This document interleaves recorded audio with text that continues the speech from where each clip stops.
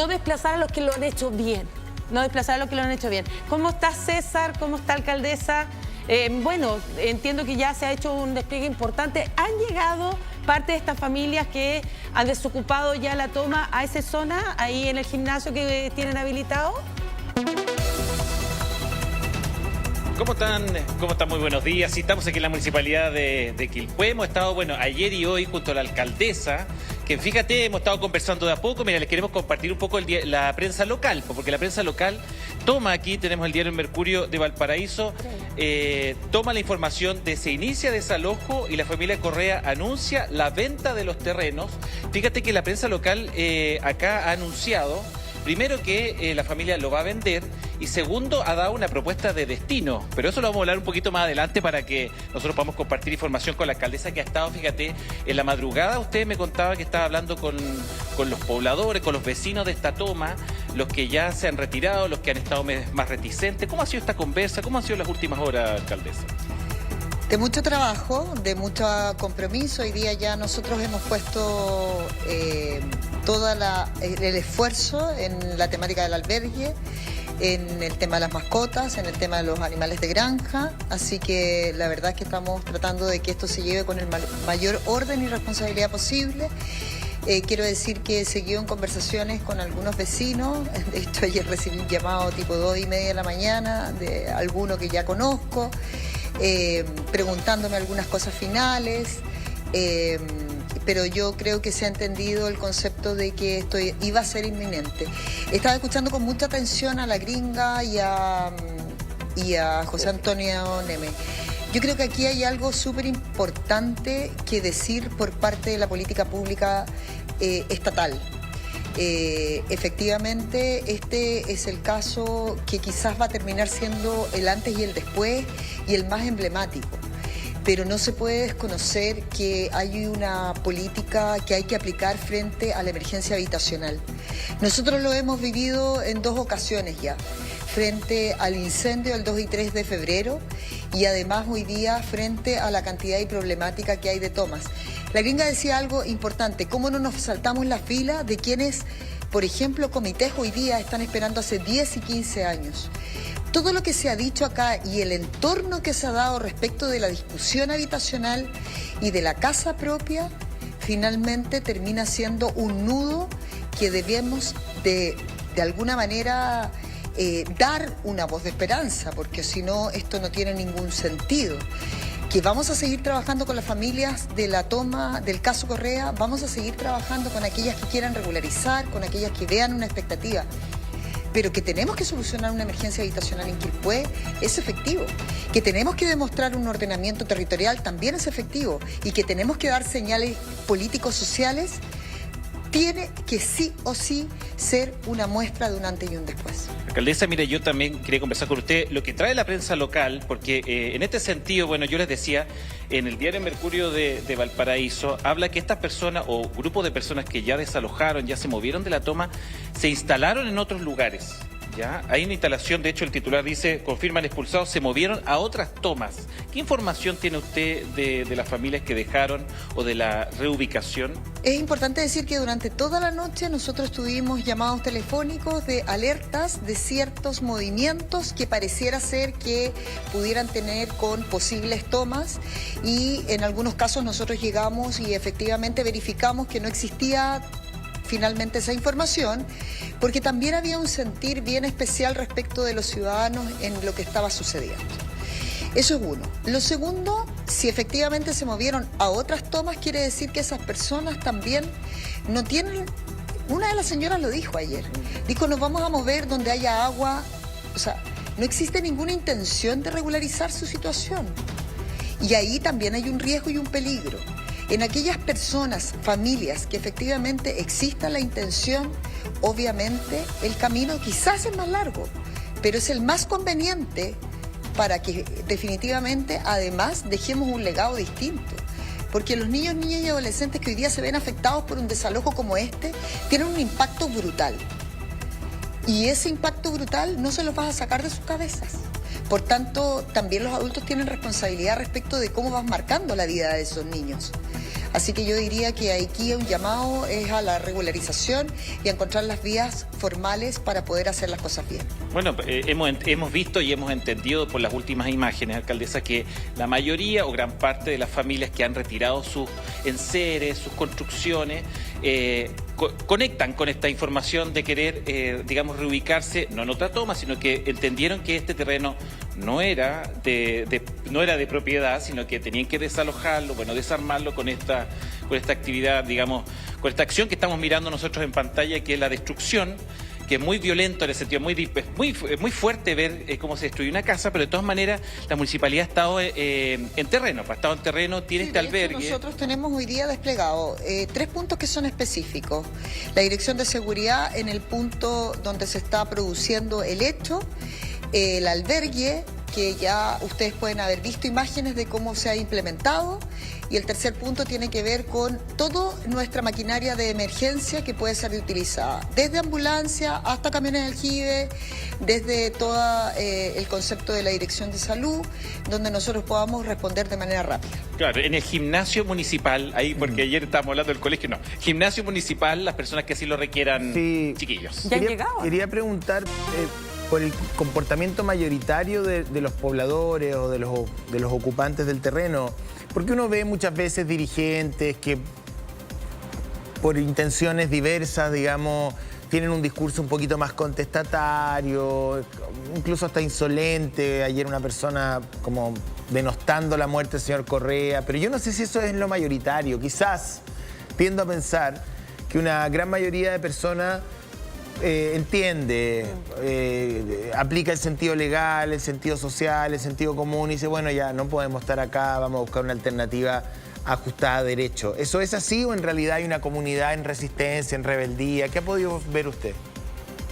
Yo estoy súper de acuerdo con lo que se mencionó. Yo después pude ver la entrevista mucho más tarde que se le hizo al abogado, donde efectivamente se hablaba de ciertas brutalidades legales. Yo realmente lo encontré inconsistente, no había argumento robusto, era un enredo que realmente no se entendía nada. bien. Yo no entendía nada. Y fíjate que yo...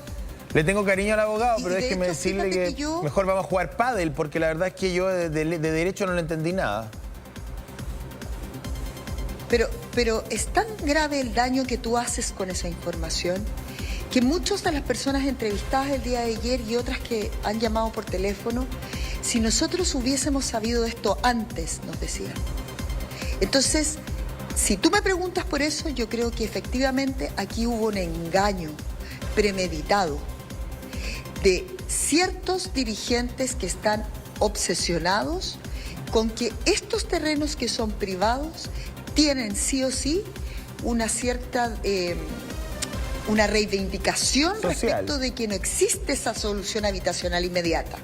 Claro. Y esa reivindicación social sea a cualquier método o a cualquier costo.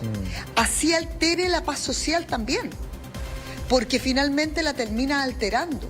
Hoy día todo lo que hemos tenido que distribuir, todo lo que hemos tenido que coordinar, tiene que ver con que tú dejas de hacer naturalmente otras cosas porque mueves equipos completos.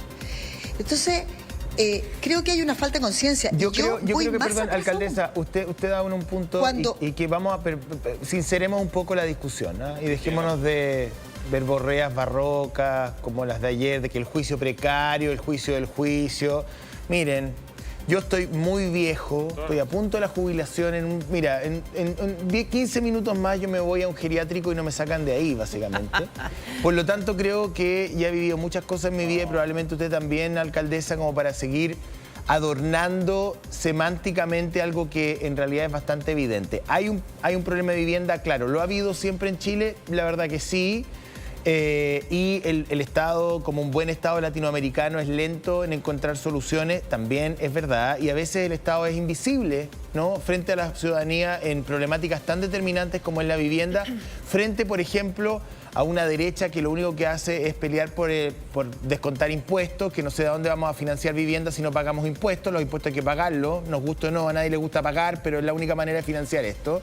Y una izquierda que a veces es oportunista y que capitaliza electoralmente la pobreza, que lo encuentro terrible. Así que ninguno de los dos sectores me merece ninguna eventual confianza.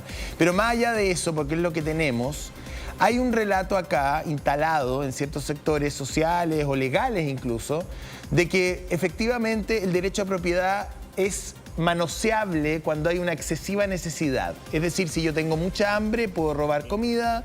Si yo necesito un techo, puedo usurpar un terreno privado.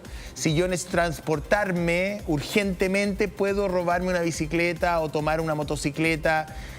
Y esa lógica la han extremado a unas brutalidades, a unas cosas pero que ya son demenciales para poder entender el Estado de Derecho en el cual vivimos. Entonces, para poder dar soluciones de largo plazo a quienes esperan vivienda, lo primero es ser consistentes en el relato, po. O sea, ¿cómo aparecen abogados que le dan esperanza a un grupo de pobladores sabiendo que están contra la ley? O sea, sabiendo que eso va a terminar con un desalojo y además citando a Naciones Unidas. Déjeme decirle que Naciones Unidas tiene hartas cosas más importantes que hacer que preocuparse de la toma de un terreno en Quilpué, partiendo por Gaza. Entonces, que no me saque a mí un dirigente sindical, social, que hoy que Naciones Unidas dice que, por favor, Naciones Unidas tiene la escoba en Ucrania, que se preocupe de eso mejor y que permita que los tribunales chilenos resuelvan esto.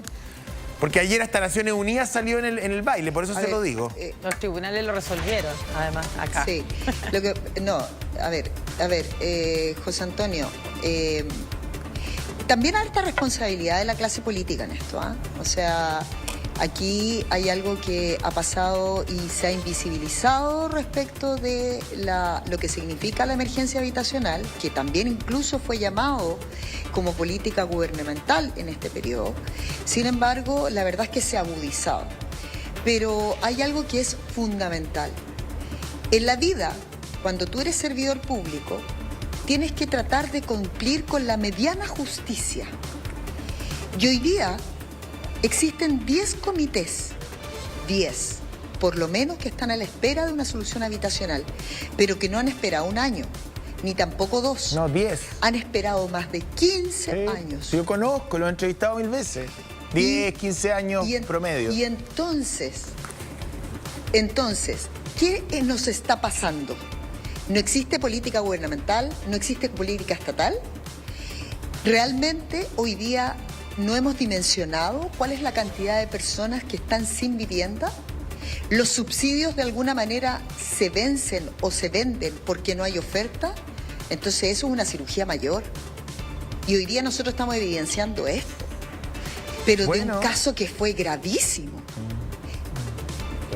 Sí, perdón, Pero, te estaba escuchando perdón, Quilpué, perdón, es que le estaba escuchando una idea, un caso que fue gravísimo. No sé si quedó con una idea pendiente, alcaldesa, perdón, la estaba siguiendo. Sí, de un caso que fue gravísimo. Entonces, como que yo siento que este caso en particular a nivel nacional tiene que generar un remesón también en lo que viene como servicio público, también pensando en lo que vienen a las elecciones próximas, obviamente, porque el tema de vivienda va a ser un temazo. Ya, pero por eso también, alcaldesa, también y no la es propuesta admisible tiene que ser clarísima. En esa línea, perdón, y ahí niños no hablen de... Eso es de la abuela, siempre la abuela lo dice, pero yo le tomé la figura. No se citen a sí mismos porque es muy feo, pero yo me voy a citar.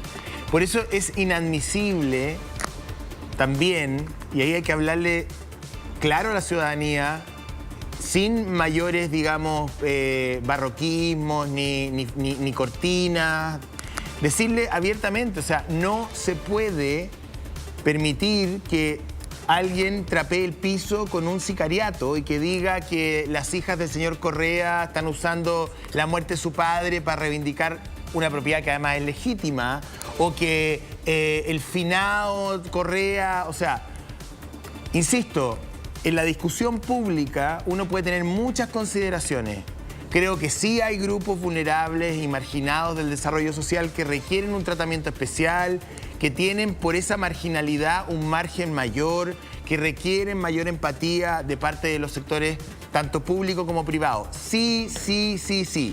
Pero la vulnerabilidad, la pobreza o cualquier otra consideración no es pasaporte para cualquier cosa. No es un peaje donde yo, porque soy pobre o porque estoy en una situación vulnerable frente a una gran mayoría, voy a abrir la boca y a disparar contra cualquier persona, menospreciar la muerte de cualquier... No es así. Hoy día lo único que es pasaporte para una conducta es la ley. La ley es igual para todos, no tiene consideración alguna.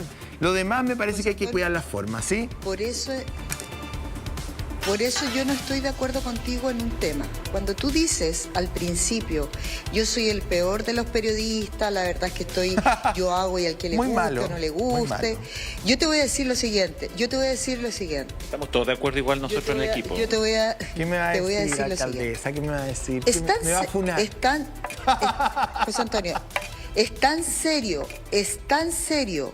lo que pueden comunicar los medios respecto de la realidad en Chile, que puede hacer un viraje fundamental. Cuando usted dice que lo que usted está diciendo representa el 90% de los chilenos, que quiere hacer el orden público en general, es verdad. O sea, yo lo recibo en la calle, cuando casi que me mandaban flores por lo que se iba a hacer. Porque pero tienen miedo mismo, también. Alcaldesa, o sea, tienen miedo de lo que sucede. No es contra mí ni contra usted. O sea, no se Pero rebelen. para eso hay que tener carácter y cojones. No, pero si ni siquiera. Si, al final lo que hay que hacer es decodificar lo que la gran mayoría de los electores o de los ciudadanos quiere. Y los ciudadanos que nos están viendo a esta hora, y se los voy a decir, tanto a los políticos que nos están viendo de manera tranquila, a mi compañera aquí, a los colegas de otros canales también, aunque no les gusta que los repase, pero como les tengo cariño también, tengamos una discusión de una mejor televisión. La audiencia que nos ve y las personas que están hoy día circulando en el país como electores, como ciudadanos, no son infantes. Los niños son niños, pero la mayoría son gente adulta. Adulta que paga impuestos, que sabe más a veces que las propias autoridades la realidad local, porque cuando uno llega a reportear, la vecina o la señora de la panadería sabe mucho más que a veces el subsecretario, el alcalde o el ministro. Entonces, yo no estoy aquí para enseñar a la gente nada, sino que simplemente como un vehículo. Entonces, la mayoría de la clase media y popular chilena no le gustan las tomas. No le gustan las tomas. Se siente distante de la transgresión legal. No le guste. No, pero tiene una mirada crítica. El entorno... Ilegal las tomas. No, está bien, pero, José Antonio, el entorno de las tomas tiene una problemática en la luz, que hace caer la luz permanentemente a quienes funcionan con su luz pagada. El entorno finalmente se echa a perder porque el microtráfico y el narcotráfico se mete sí o sí en las tomas. El entorno para nuestros niños, niñas y adolescentes también se hace disfuncional. Entonces, no es que no solo no les guste porque consideren que es de una clase A o una clase B. No. Es que se enrarece el ambiente. No, porque Chile, para los políticos que hoy día están en campaña, usted no porque es alcaldesa, pero para todos aquellos diputados, senadores, incluso los candidatos presidenciales, tienen que conocer al país. Tienen que entender, no solamente conocer el último rincón en términos físicos. Se van a hacer campaña a un pueblito chico en la región de los lagos, se sacan una foto comiéndose un strudel de manzana y creen que ya la hicieron. ¿Ah? Listo, visitamos Chiloé, se sacan una foto ahí con una manta. Vinimos a Chiloé, entonces ponen después en redes sociales, aquí el candidato o la candidata con estas pobladoras y se sacan una foto. Eso es parafernalia. Lo que tienen que hacer de verdad, y que no requiere ni siquiera desplazamiento tanto físico, sino que más mental, es entender cómo piensa la gente en Chile, cómo piensan, cómo viven, con qué factores toman decisiones. Y Chile es un país, afortunadamente, lo que yo puedo decir por que conozco, que a lo mejor no es ni mucho ni poco, pero lo que conozco yo, no puedo hablar por lo que conozco el resto, es que Chile es un país afortunadamente legalista. La mayoría más legalista, le voy a decir, mire lo que le voy a decir. La población en general es más legalista que sus políticos.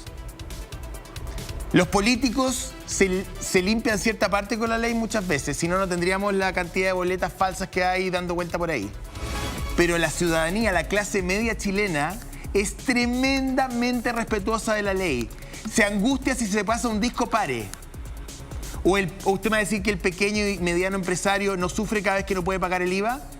Pasa el día 20 y el 21 ya está sufriendo. Se lo digo porque conozco muchos, que me llaman y me dicen, mira, no puedo abrir el negocio porque la municipalidad no me da patente, porque la ventana está muy a la izquierda, está muy a la derecha. Y no abren. ¿Me entiende? Entonces, ¿qué pasa? Esa población que está tratando de cumplir la ley, por muy laxa o por muy estricta que sea, porque es una mentira que el chileno, no, es que la viveza del chileno que se salta por el lado. Eso no es verdad. La mayoría de los chilenos cumplen la ley casi al pie de la letra. Al pie de la letra.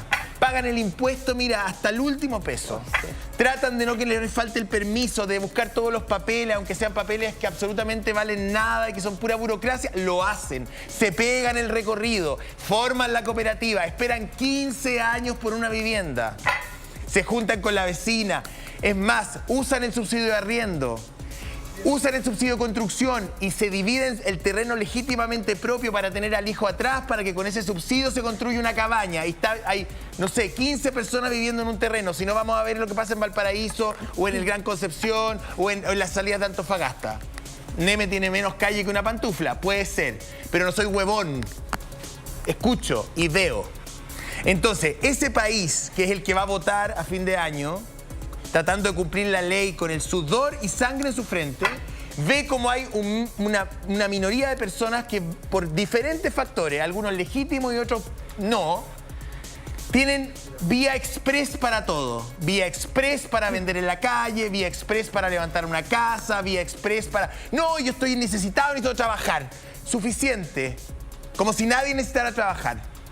Entonces, la clase política se mantiene como dicotómica.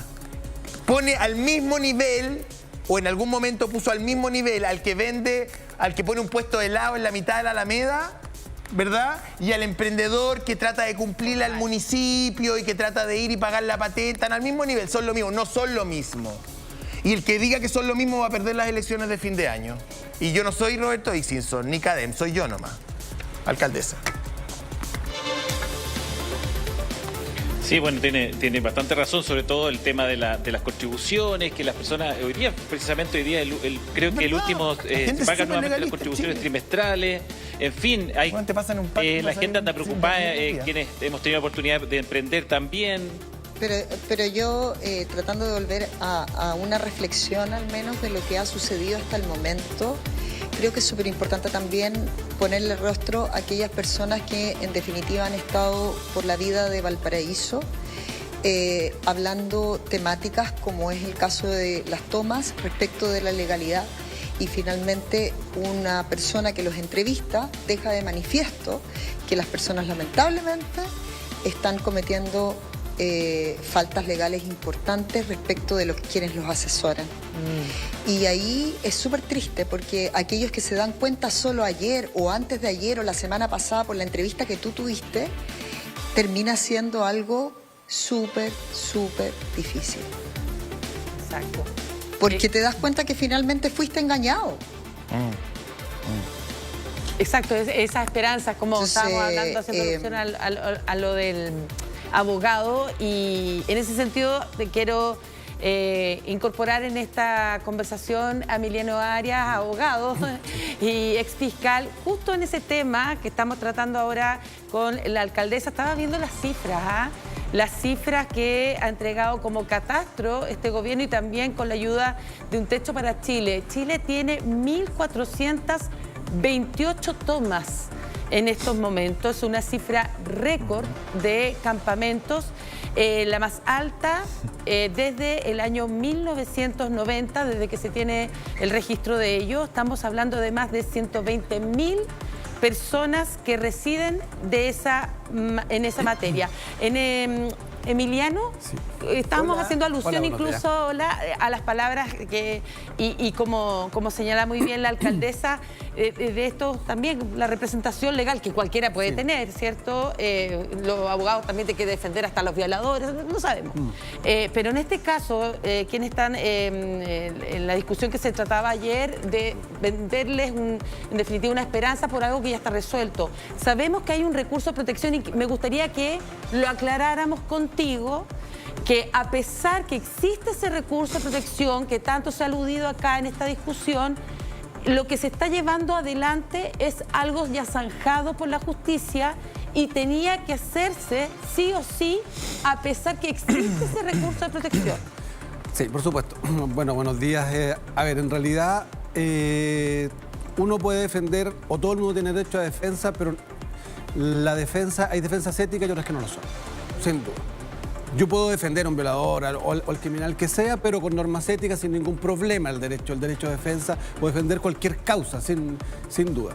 Y lo que escuchábamos ayer, lamentablemente, se alejaba bastante de eso en algunos aspectos. Recuerdo que una persona que estaba incluso en el terreno decía que le estaba diciendo a las personas que a quienes iban a empadronar que no fueran a empadronarse porque lo iban a perseguir criminalmente. Y eso no era efectivo. El empadronamiento era para hacer precisamente el desalojo en forma postura, cumpliendo los derechos humanos. O sea, no es una defensa ética. No era una defensa, ayer. no es una defensa ética. Bueno, hay una dimensión moral, pero si uno podría entrar ahí y no salir más, digamos. Pero más allá de si es ética o no, pregunto, ¿qué diablos dijo el abogado ayer? Porque yo no le entendí nada. ¿Usted me puede explicar en fácil que hablaba de un juicio precario, de un juicio que la familia Correa abandonó? Al final yo no entendí nada. En fácil, a mí me cargan los abogados porque de repente son muy relateros. Y en realidad, y en fácil es una cuestión bien simple. La única forma de parar el desalojo era mediante una orden de no innovar, que iba a conocer la Corte. ¿A la Suprema? No, a la Corte de Apelaciones de Valparaíso. Esa era la única forma de parar esto. Solicitó la orden de no innovar y le dijeron que no. Ya. No hay más preguntas, no hay nada más que discutir. Ya está zanjado. La familia Correa había abandonado. Ya. Ahora, no lo entendí.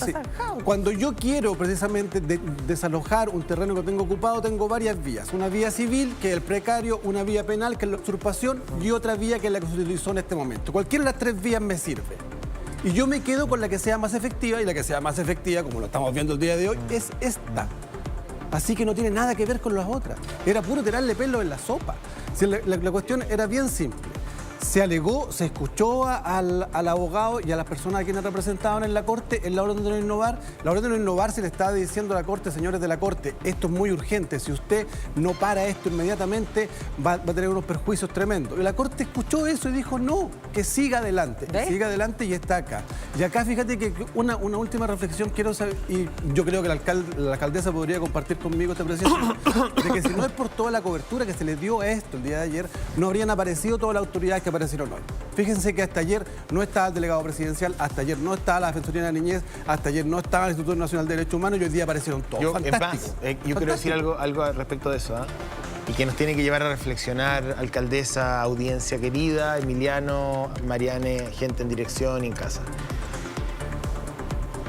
Fíjate que lo que tú dices me parece que es bastante inferible. O sea, cuando la televisión llega en general, y eso desde que el hombre es hombre, digamos, las cosas se mueven más rápido porque hay una amenaza de publicidad, ¿verdad? Pero aquí hay algo aún más cruel. Si no hubiera muerto el dueño, quizás no estaríamos en esto. Quizás, digo, no sé, what if, como dicen los británicos, what if. ¿Qué hubiera pasado? Sí. A mí me encantaría que el dueño estuviera vivo. Y que a lo mejor no hubiera recuperado el terreno. Ya, ok. Pero Valentina tendría a su padre con ella. Pero el costo que hubo que pagar para llegar a este punto, me parece que no vale ninguna vivienda social. Perdón que lo diga. No pidas perdón. Así es. Voy a ser súper brutal en lo que voy a decir, pero hubiese preferido que esas personas siguieran itinerantes y que el señor Correa estuviera vivo. Lo siento. Discúlpenme, quizás mi posición es funable. Pero ante el derecho a la vida de una persona decente, la verdad es que no hay nada que le compita. Nada.